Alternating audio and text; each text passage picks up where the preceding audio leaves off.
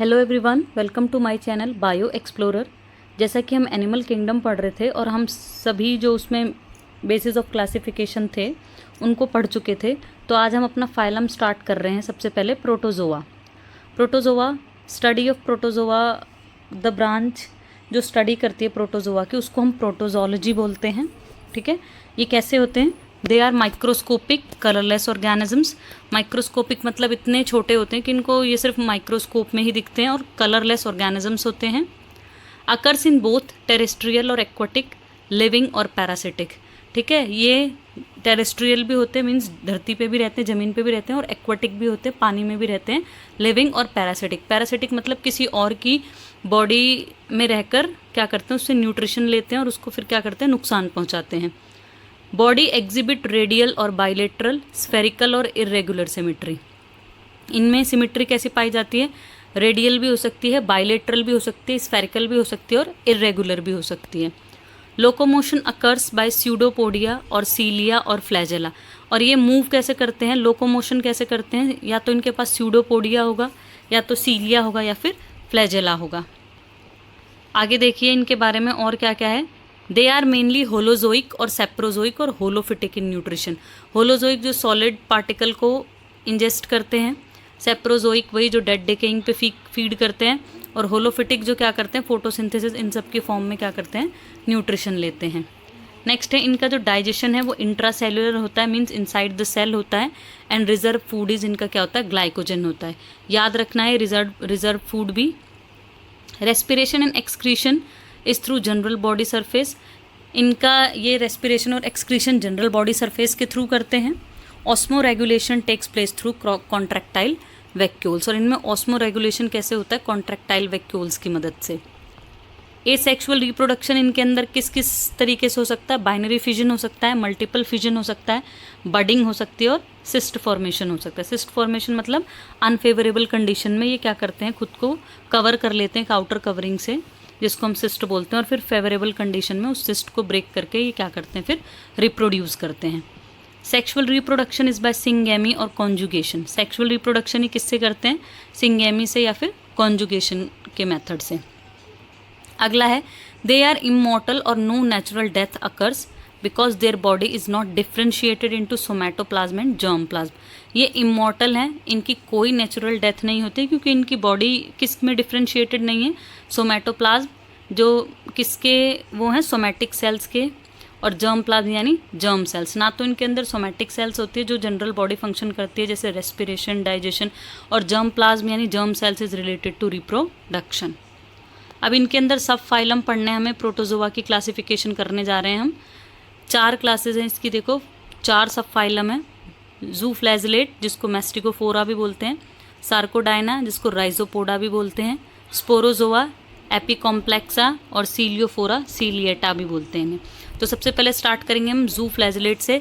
जो इनमें इंपॉर्टेंट है सिर्फ उन्हीं को पढ़ेंगे एग्जाम पॉइंट ऑफ व्यू से, जो इंपॉर्टेंट है। जूफ्लैजिलेट जो होते हैं वो एंडोपैरासिटिक और कमन सेल और सिम्बायोटिक होते हैं। एंडोपैरासाइट मतलब किसी की बॉडी के अंदर रहकर पैरासाइट की तरह रहते हैं और उससे न्यूट्रिशन लेते हैं। कमन सेलिज्म हमने पढ़ा है इकोलॉजी में अपने क्लास 12th में, कि इसमें 2 स्पीशीज़ एक दूसरे के साथ रहती हैं, जिसमें एक को तो बेनिफिट होता है और दूसरी को ना तो बेनिफिट होता है ना ही कोई नुकसान होता है। और सिम्बायोटिक मतलब जिसमें दोनों म्यूचुअल रहते हैं, दोनों एक दूसरे से क्या लेते हैं, काम लेते हैं। मतलब एक स्पीशीज़ दूसरे के ऊपर निर्भर होगी और दूसरी भी अब दूसरी वाली स्पीसीज़ पे क्या करेगी, निर्भर करेगी, मतलब सिम्बायोटिक रिलेशनशिप में रहते हैं। ये यूनिन्यूक्लिएट होते हैं, मीन्स एक न्यूक्लियस होता है, एक्सेप्ट गाइडिया जिसके अंदर 2 न्यूक्लियस पाए जाते हैं। जूफ्लैजिलेट लोकोमोशन करते हैं फ्लैजेला से। एसेक्सुअल रिप्रोडक्शन इनमें बाइनरी फिजन और सिस्ट फॉर्मेशन से होता है। सेक्सुअल रिप्रोडक्शन इनके अंदर एब्सेंट होता है। और जो जूफ्लैजिलेट होते हैं वो क्या करते हैं, it causes leucorrhoea in women. Women में जो वेजाइना से वाइट या फिर येलोइश डिस्चार्ज होता है, ये उसको कॉज करते हैं।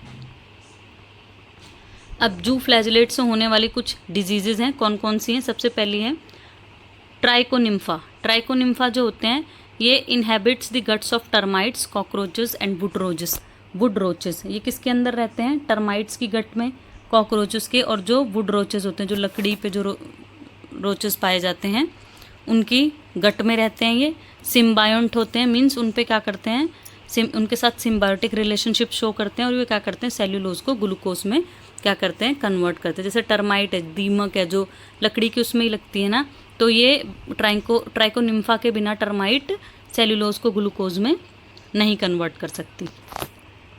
सेकेंड है गाइडिया, grand old man of intestine बोलते हैं इसको। ऐसा इसलिए बोलते हैं क्योंकि ये सबसे अर्लीस्ट जू फ्लैजलेट डिस्कवर की गई थी इंटेस्टाइन में जो रहती है।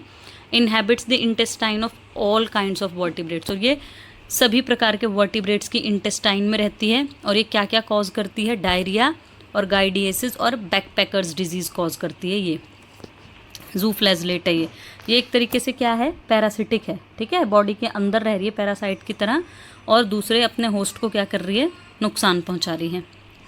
थर्ड है ट्रिफेनोजोमा गैम्बियंसिस। ये हमें याद रखना है इसमें कि इसका जो प्राइमरी होस्ट है वो मैन है और इंटरमीडिएट होस्ट जो इसका होता है वो सीसी फ्लाई होती है, जिसका साइंटिफिक नेम है ग्लोसिना पेल्पेलिस। और ये क्या कॉज करती है, fatal disease, sleeping sickness cause करती है, ठीक है। इसमें हमें प्राइमरी होस्ट और इंटरमीडिएट होस्ट को याद रखना है।